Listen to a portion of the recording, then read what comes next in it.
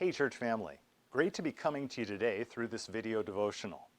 I'm grateful for the technology that allows us to stay connected in this way. At the same time, I'm looking forward to an opportunity for us to see each other face to face this Sunday evening. This Sunday, September 27th at 6 p.m., we have an opportunity to gather together for an outdoor worship service in our church parking lot. You don't need a reservation, just bring yourself, maybe your camping chair and a picnic blanket, and join us for an evening of worship. I'm looking forward to seeing many of you there. And speaking of seeing, this week I was once again reading the story of one of Jesus' post-resurrection appearances to his disciples. John chapter 20 tells us one of the 12 disciples, Thomas, nicknamed the twin, was not with the others when Jesus came.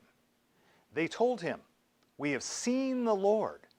But Thomas replied, "I won't believe it unless I see the nail wounds in his hands, put my fingers into them, and place my hand into the wound in his side." There's an old saying, you've probably heard it, seeing is believing. And the disciple Thomas may have been one of the first to subscribe to it. Thomas was a devoted follower of Jesus. The other disciples had already seen Jesus in his resurrected body, but for reasons we're not told, Thomas hadn't been present with them at that time. And that put Thomas in bad company. The only other one among the 12 who hadn't seen the risen Jesus was Judas Iscariot. When the others told Thomas about Jesus, Thomas was skeptical. He wanted to see for himself. Thomas had his doubts, and his nickname, or rather his doubts earned him the nickname, Doubting Thomas, which has been handed down throughout the years. Finally, a week after his resurrection, Jesus appeared when Thomas was present, and Jesus invited Thomas to see for himself. He invited him to examine the evidence. And the result was that Thomas believed. And as a result of that, Jesus said something that wasn't just meant for Thomas, but was meant for you and me as well. He said, "You believe because you've seen me. Blessed are those who believe without seeing me." Now, Jesus' rebuke is clear enough. There were others who had not yet seen Jesus, but still believed in his resurrection.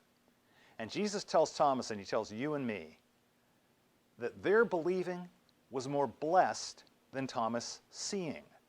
Why? Because those saints relied on their eyes of faith rather than the eyes in their heads. And this is why Peter, who was one of Thomas' fellow eyewitnesses, would later on write, "Though you have not seen him, you love him. Though you do not see him now, you believe in him and rejoice with joy that is inexpressible and filled with glory, obtaining the outcome of your faith, the salvation of your souls." Faith, as the Bible describes it, is not blind. Unbelief is blind. Faith sees a reality beyond what eyes can see, a reality that God reveals to us, which is more important and is in fact more real than what we can see with our physical eyes. Thomas had heard Jesus once say, "I came into this world that those who do not see may see, and those who see may become blind." Jesus had come to open the eyes of the heart. Eyesight was never a guarantee that people really saw Jesus. Judas Iscariot was the greatest witness to this tragic truth. Like he did for the other 10, Jesus forgave Thomas of his failure of faith and graciously restored him.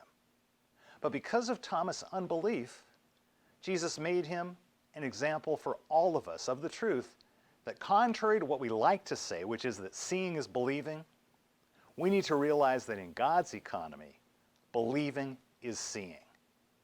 If we're having a hard time seeing Jesus right now, Thomas teaches us not to declare, "Unless I see, I will never believe," but instead to say, "I believe. Help my unbelief." Amen.